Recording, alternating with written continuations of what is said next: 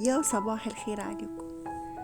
النهاردة الفيديو بتاعنا خفيف ولطيف كده، يا رب يعجبكم.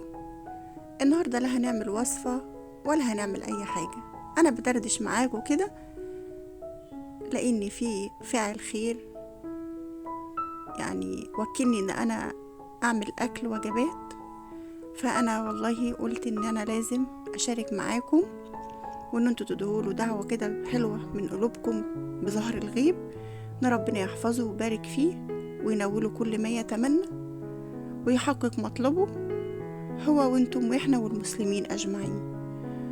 واللي هيجي يقول مثلا اللي بيعمل صدقة بتبقى في الدرة، لا، الصدقة في السر وفي العلن، ومنذكر بعضنا ونفسنا نتسارع في عمل الحسنات وربنا يتقبل مننا جميعا. كان معايا لحمة ورز وعملت سلطة.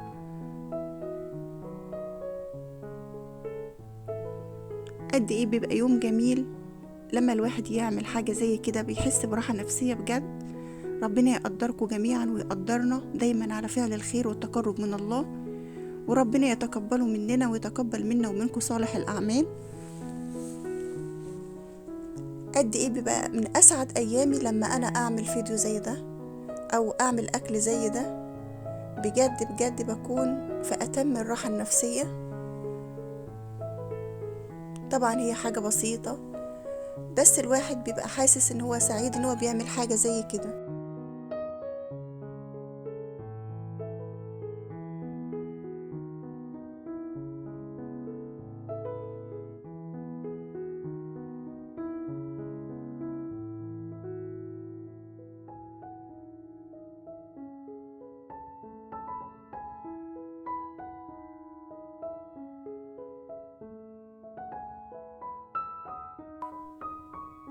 مع ان حاجة بسيطة بس بتدخل السعادة على اي واحد بتديله وجبة زي ديت او اي حد بيكون محتاج. وفعلا ربنا بيقدر ان انت بتروح الناس، ربنا بيبقى كاتب ان هو يروح لهم الحاجة ديت، لان ربنا عالم بيهم وعالم بحالهم، وربنا بيسخرنا ان احنا نعمل حاجة زي كده.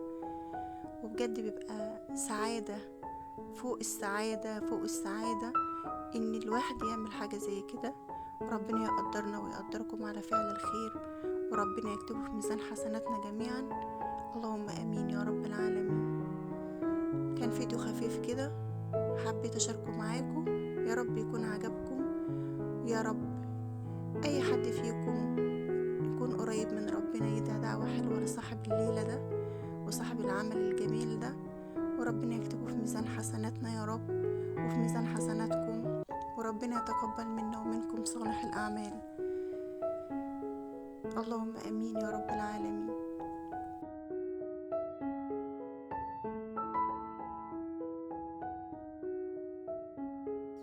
يا رب يكون الفيديو خفيف ولطيف على قلوبكم، ما تنسوناش من دعائكم، والسلام عليكم ورحمة الله وبركاته.